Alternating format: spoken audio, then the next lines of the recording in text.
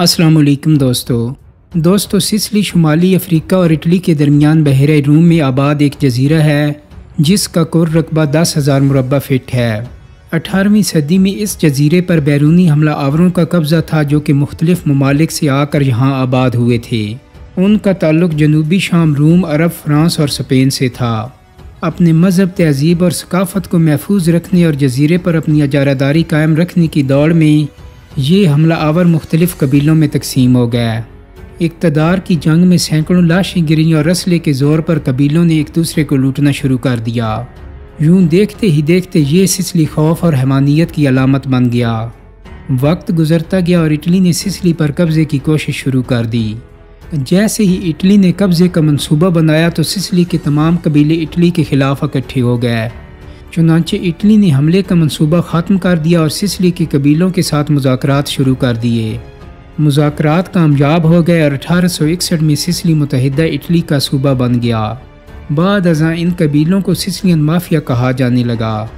Sicilian mafia کا دوسرا نام کوزا نوسترا تھا۔ 1861 تک سسلی جزیرے کے ان قبیلوں کو مافیا نہیں کہا جاتا تھا بلکہ انہیں قبائل کے نام سے پکارا جاتا تھا۔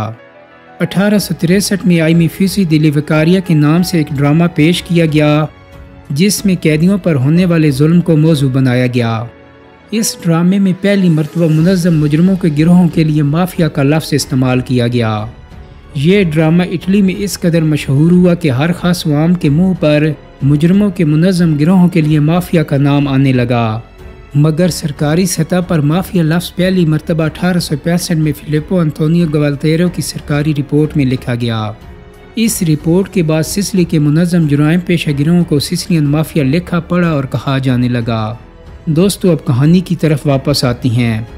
حکومت نے سسلی کو مافیا کے بغیر چلانے کی کوشش کی لیکن ہر طرف بے چینی، لوٹ مار اور سسلین عوام کے مافیا پر اعتماد نے حکومت کو ناکام کر دیا۔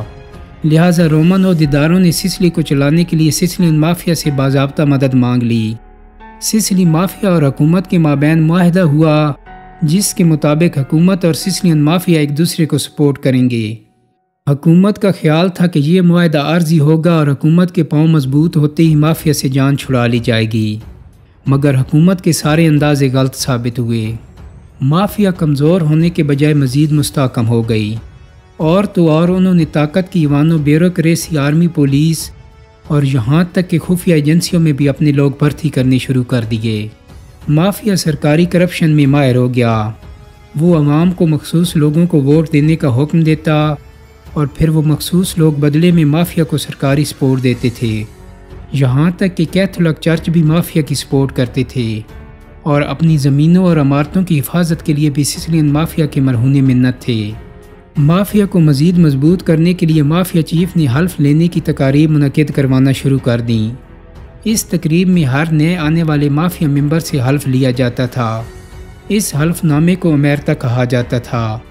امیرتا خاموشی اور راز کی ایک کتاب تھی جو مافیا ارکان کو اپنے چیف کا حکم نہ ماننے سے روکتی تھی، اور امیرت 224 کے خلاف جانے والوں کی سزا موت تھی۔ یہی نہیں بلکہ انحراف کرنے والوں کے ساتھ ساتھ ان کے رشتہ داروں کو بھی موت کے گھاٹ اتار دیا جاتا تھا۔ حلف لینے والا پابند تھا کہ اگر وہ کسی جرم کا شکار ہوتا ہے تو وہ کسی کو اپنی تکلیف کے بارے میں نہیں بتائے گا بلکہ خود اس جرم کا بدلہ لے گا، اور اگر وہ کسی سے شکایت کرے گا تو اسے بزدل سمجھا جائے گا اور اس سے تمام مراعات واپس لے لی جائیں گی، کیونکہ منشیات استعمال کرنے کے بعد خفیہ معلومات کے لیک ہونے کا خطرہ بڑھ جاتا ہے۔ لہٰذا مافیا ارکان منشیات کا کاروبار تو کر سکتے تھے لیکن اس کا خود استعمال نہیں کر سکتے تھے۔ مافیا کے لوگوں پر کسی بھی طرح کی تحریر لکھنے کی پابندی تھی تاکہ دوران تفتیش پولیس کے ہاتھ کوئی ثبوت نہ لگ سکے۔ سسلین مافیا کے ممبران کے علاوہ امیرت 224 کا اطلاق ان عام لوگوں پر بھی ہوتا تھا جو مافیا سے کسی بھی طرح کی مدد حاصل کرتے تھے یا مسائل کے حل کے لیے مافیا کے پاس مدد کے لیے آتے تھے۔ امیرت 224 کے مطابق جرم کے یعنی شاہد کو موقع پر ہی گولی مار دینے کا حکم تھا۔ سسلین مافیا کے ممبران پر امیرتا کے علاوہ بھی کچھ بڑی ہی دلچسپ پابندیاں عائد ہوتی تھیں۔ مثال کے طور پر دوستوں کی بیویوں کو دیکھنے پر پابندی تھی، کلب اور پب جانے پر پابندی تھی۔ جب مافیا ارکان کو بلایا جائے تو وہ سارے کام چھوڑ کر کوزا نوسترا آ جائیں، چاہے ان کی بیوی بچوں کو جنم ہی کیوں نہ دے رہی ہو۔ بیویوں کو ہر قیمت پر عزت دی جائے اور سب سے بڑھ کر یہ کہ وہ شخص سسلین مافیا کا حصہ نہیں بن سکتا جو لوگوں سے بدتمیزی سے پیش آتا ہو اور اخلاقاً برا ہو۔ سسلین مافیا عوام کو چوروں سے تحفظ دلانے کا بھی ذمہ دار ہوتا تھا۔ مافیا کے لوگ چوری نہیں کرتے تھے بلکہ چوروں کو پکڑ کر عبرتناک سزائیں دیتے تھے اور بدلے میں عوام سے پروٹیکشن منی وصول کرتے تھے۔ مافیا کاروباری حضرات کو دوسرے کاروباری حضرات سے بھی تحفظ فراہم کرتا تھا۔ جو کاروباری حضرات مافیا کا تحفظ لیتے تھے وہ کسی بھی ٹینڈر یا سپلائی میں مدد کے لیے سسلین مافیا سے رابطہ کرتے تھے اور مافیا تشدد اور دھمکیوں سے مد مقابل کاروباری حضرات کو پریشان کرتے تھے۔ مافیا صاحب حیثیت افراد کو اپنی خدمات پیش کرتے تھے۔ اگر وہ خدمات لینے سے انکار کر دیتے تو مافیا ان کی جائیداد پر قبضہ کر لیتا تھا اور اپنے مقصد کے حصول کے لیے کلاشنکوف بم، راکٹ لانچرز اور بندوقوں کا سرعام استعمال کرتے۔ دوستو، سسلین مافیا کا عروج 1920 تک قائم رہا، جس کے بعد سسلین مافیا کے برے دنوں کا آغاز ہو گیا۔ 1920 میں وزیر اعظم بینیٹو موزولینی نے حکومت سنبھالتے ہی سسلین مافیا کے خلاف کریک ڈاؤن شروع کر دیا۔ اس کریک ڈاؤن نے سسلین مافیا کو جڑ سے اکھاڑ دیا اور دیکھتے ہی دیکھتے سسلین مافیا ماضی کا قصہ بن گیا۔ مگر 1950 میں دوسری جنگ عظیم کے بعد سسلین مافیا نے پھر سے سر اٹھانا شروع کر دیا۔ دوسری جنگ عظیم کے بعد سسلی میں بڑے پیمانے پر تعمیرات اور ریل اسٹیٹ کا کام شروع ہوا تو سسلین مافیا نے ہر ٹھیکے میں سے بھتہ وصول کرنا شروع کر دیا۔ 1970 تک سسلین مافیا نے پوری دنیا میں اپنے قدم جما لیے۔ دیکھتے ہی دیکھتے وہ نارکوٹکس ٹریفک، اپنی شرائط پر قرض لینے، قرض معاف کروانے، لڑکیوں کی سمگلنگ کرنے، تعمیراتی اور گارمنٹس کمپنیوں میں لیبر یونین کی فنڈنگ کرنے اور بیوروکریسی کو رشوت دے کر قانون میں رد و بدل کرنے جیسے کاموں میں اپنا اثر و رسوخ قائم کرنے میں کامیاب ہو گئے۔ سسلین مافیا کے ساتھ دیگر مافیا گروہوں نے بھی سر اٹھانا شروع کر دیا اور 1980 تک چھوٹے مافیا گروہ سسلین مافیا کے لیے درد سر بننے لگے۔ 1980 کی دہائی میں سسلین مافیا کی کمان توتورینا کو دے دی گئی۔ توتو اپنے حریفوں کے لیے موت کا فرشتہ ثابت ہوا اور اپنے خوف کی دھاک بٹھانے کے لیے اس نے دیگر مافیا گروہوں کو سرعام قتل کروانا شروع کر دیا۔ توتو اپنے مقصد میں کامیاب رہا اور مافیا کے ڈانوں سے باس آف دی باسز کہنے لگے۔ توتو کے آنے کے بعد سسلین مافیا نے ایک نیا دور کا آغاز کیا۔ جمہوری Sicilian mafia dictator Sicilian mafia میں بدل گیا اور مافیا نے جرائم کی دنیا میں تاریخ رقم کرنا شروع کر دی۔ مافیا کو قابو کرنے کے لیے سسلی میں اٹلی کی کمیونسٹ پارٹی کی سیکرٹری پیولا تورے نے مافیا کے خلاف نیا قانون متعارف کروایا۔ سسلین مافیا نے 30 اپریل 1982 کو اسے قتل کر دیا، لیکن یہ قانون منظور ہوا اور حکومت نے مافیا کا اثر ختم کرنے کے لیے میکسی ٹرائل کے نام سے دنیا کا سب سے بڑا ٹرائل شروع کرنے کا فیصلہ کیا۔ میکسی ٹرائل کو آج تک دنیا میں مافیا کے خلاف سب سے بڑا ٹرائل مانا جاتا ہے۔ یہ ٹرائل 10 فروری 1986 کو شروع ہوا اور 30 جنوری 1992 کو ختم ہوا۔ اس ٹرائل نے سسلین مافیا کو جڑ سے اکھاڑ دیا اور اس کے بعد سسلین مافیا دوبارہ سر نہیں اٹھا سکا۔ دوستو، توتورینا کا دور اٹلی کی عوام اور حکومت کے لیے سب سے بدترین دور تصور کیا جاتا ہے۔ اپنے حریفوں پر قابو پانے کے بعد توتو نے عوام میں اپنی دہشت بڑھانے کا فیصلہ کیا۔ عوام اسے آج بھی بیسٹ حیوان کے نام سے یاد کرتے ہیں۔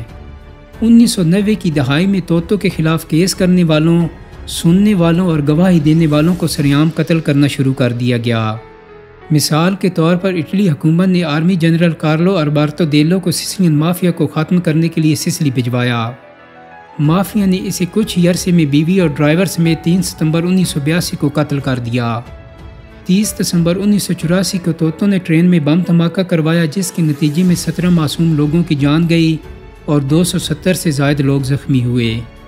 میکسی ٹرائل کے مشہور زمانہ جج جوانی فالکن کو بیوی اور 3 پولیس افسروں سمیت 30 مئی 1992 کو سسلین مافیا نے توتو کے خلاف کیس سننے پر بم حملہ کر کے قتل کر دیا۔ اس قتل کے ٹھیک 57 دنوں بعد فالکن کے ساتھی جج پاولو بارسلینو کو بھی سسلین مافیا نے بم دھماکے میں قتل کر دیا۔ ججوں کے قتل نے عوام میں اضطراب کی کیفیت پیدا کر دی۔ برسوں بعد پہلی مرتبہ سسلین مافیا کا نام میڈیا، عدالتوں، چوک چوراہوں، دفتروں اور ڈرائنگ رومز میں سرعام لیا جانے لگا۔ مافیا کے ظلم کے خلاف عوامی تحریک نے زور پکڑا اور 15 جنوری 1993 کو حکومت توتورینا کو گرفتار کرنے میں کامیاب ہو گئی۔ توتو کی گرفتاری ہوا کا تازہ جھونکا ثابت ہوئی۔ توتو رینا پر قتل اور دہشت گردی کے سینکڑوں کیس چلے اور 1998 میں اسے عمر قید کی سزا سنا دی گئی۔ اس کی موت تک اسے مختلف کیسز میں 26 مرتبہ عمر قید کی سزا سنائی گئی۔ توتو کے بعد لیولیکا پگریلا کو مافیا کا سربراہ بنایا گیا۔ 1995 میں پگریلا کی گرفتاری کے بعد پروینزانو کو سسلین مافیا کا سربراہ بنایا گیا۔ اس دور میں سسلین مافیا چھوٹے پیمانے پر خاموشی سے کام کرتا رہا اور عوام اور ججوں کو سریعام قتل کرنے کی پالیسی ختم کر دی گئی۔ 2006 میں پروینزانو کو گرفتار کر لیا گیا اور سسلین مافیا کی سربراہی میتھیو میسینا کو سونپ دی گئی۔ 17 نومبر 2017 کو توتورینا کی موت کے بعد دینارو کو مافیا کا باس آف دی باسز کہا جانے لگا اور اس کا نام دنیا کے 10 سب سے خطرناک مجرموں کی فہرست میں شامل ہے، اور آج کی تاریخ تک دینارو ہی سسلین مافیا کا سربراہ ہے۔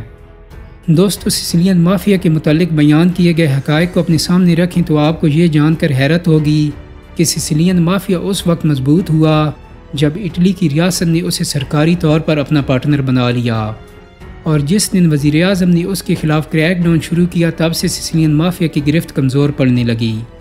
دوسری جنگ عظیم کے بعد سسلین مافیا نے جب دوبارہ سر اٹھایا تو ریاست نے محسوس کیا کہ مافیا کو ہمیشہ کے لیے ختم کرنے کے لیے سخت قانون سازی کرنی ہوگی۔ عوام کے دلوں میں سے مافیا سے متعلق ہمدردی نکالنی ہوگی۔ عوام کو یقین دلانا ہوگا کہ ریاست ماں اور مافیا ماں کی قاتل ہوتی ہے۔ چنانچہ ریاست نے عوام کے ساتھ مل کر مافیا کے خلاف سخت قوانین بنائے۔ ان قوانین کی خلاف ورزی کرنے پر انہیں سریعام عبرت کا نشان بنایا، اور اس کے ساتھ ہی سسلین مافیا کو عبرت کا نشان بنانے والا میکسی ٹرائل تاریخ کی کتابوں میں امر ہو گیا۔ میکسی ٹرائل نے ثابت کیا کہ اگر آپ کسی بھی قسم کے مافیا کو ختم کرنا چاہتی ہیں تو اس کا واحد حل طویل مدتی شفاف اور غیر جانبدار مقدمہ ہے، پھر چاہے وہ مافیا پاکستان میں ہو یا اٹلی میں سسلین مافیا کی شکل میں، اسے عبرتناک انجام تک پہنچنے میں زیادہ وقت نہیں لگے گا۔ سسلین مافیا کے عروج و زوال کی یہ کہانی ملک پاکستان کے حکمرانوں اور عوام پر یہ حقیقت بھی واضح کرتی ہے کہ اگر آپ کے ملک میں مافیا مضبوط ہے تو اس کی وجہ صرف یہ ہے کہ اسے ریاست کی مدد حاصل ہے۔ دوستو، ویڈیو اچھی لگی ہے تو اس کو لائک اور شیئر کرنا نہ بھولے گا۔ جن دوستوں نے چینل کو سبسکرائب نہیں کیا وہ چینل کو سبسکرائب کر لیں۔ بہت جلد ہی ایک نئی ویڈیو کے ساتھ ملاقات ہوگی۔ اپنا بہت سارا خیال رکھیے گا۔ اللہ حافظ۔